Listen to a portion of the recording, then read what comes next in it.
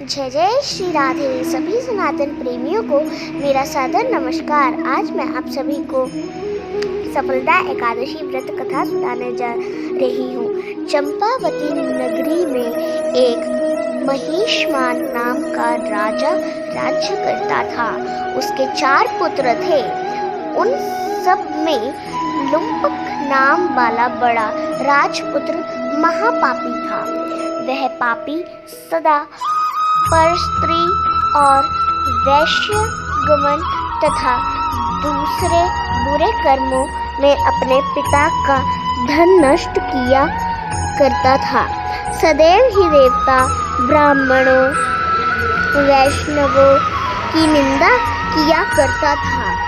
जब राजा को अपने बड़े पुत्र के ऐसे कुकर्मों का पता चला तो उन्होंने उसे अपने राज्य से निकाल दिया। तब वह विचारने लगा कि कहाँ जाऊं, क्या करूं। अंत में उसने चोरी करने का निश्चय किया। दिन में वह वन में रहता और रात्रि को अपने पिता की नगरी में चोरी करता था। प्रजा को तंग करने और उन्हें मारने का कुकर्म करता। कुछ समय पश्चात सारी नगरी भयभीत हो गई। वह वन में रहकर पशु आदि को मारकर खाने लगा। नागरिक और राज्य के कर्मचारी उसे पकड़ लेते, किंतु राजा के भय से छोड़ देते। वन में एक अति प्राचीन विशाल पीपल का वृक्ष था। लोग उसकी भगवान के समान पूजा करते थे।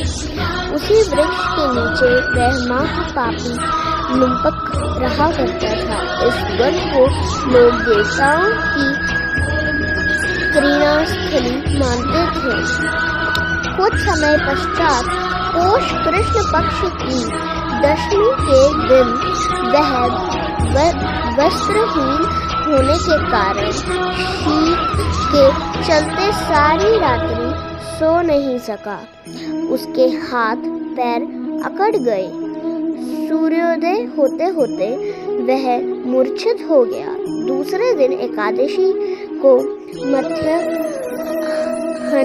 के समय सूर्य की गर्मी पाकर उसकी मूर्छा दूर हुई। गिरता पड़ता वह भोजन की तलाश में निकला। पशुओं को मारने में वह समर्थ नहीं था। अंततः पेड़ों के नीचे गिर हुए फल उठाकर वापस उसी पीपल वृक्ष के नीचे आ गया। उस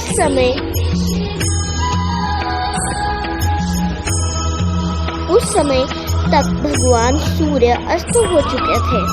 वृक्ष के नीचे फल रखकर कहने लगा, हे भगवान, अब आपके ही अर्पण है ये फल, आप ही तृप्त हो जाइए। इस रात्रि को दुख के कारण रात्रि को भी नींद नहीं आई।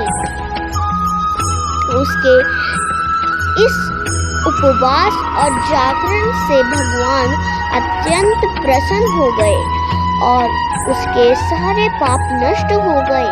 दूसरे दिन प्रातः एक अति सुंदर घोड़ा अनेक सुंदर वस्तुओं से सजा हुआ उसके सामने आकर खड़ा हो गया। उसी समय आकाशवाणी हुई कि हे राजपुत्र, श्री नारायण की कृपा से तेरे पाप नष्ट हो गए हैं।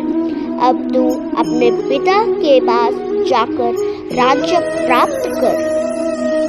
ऐसी वाणी सुनकर यह अत्यंत प्रसन्न हुआ और दिव्य वस्त्र धारण करके भगवान आपकी जय हो कहकर अपने पिता के पास गया।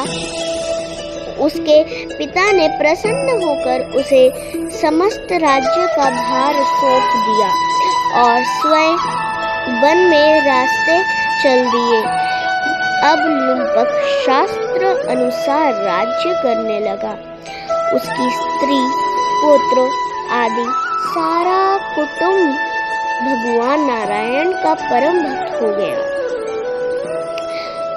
बुद्ध होने पर वह भी अपने पुत्र को राज्य का भार सौंपकर वन में तपस्या करने चला गया और अंत में समय में वैकुंठ को प्राप्त हुआ। अंततः जो मनुष्य इस परम पवित्र सफला एकादशी का व्रत करता है उसे अंत में मुक्ति मिलती है। जो नहीं करते वह पूंछ और सींगी से रहित पशुओं के समान है। इस सफला एकादशी के महत्व को पढ़ने अथवा सुनने से ही मनुष्य को अश्वमेध यज्ञ का फल मिलता है। इसके हमारी यह कथा समाप्त होती है। जय जय श्री राधे, जय श्री कृष्ण, जय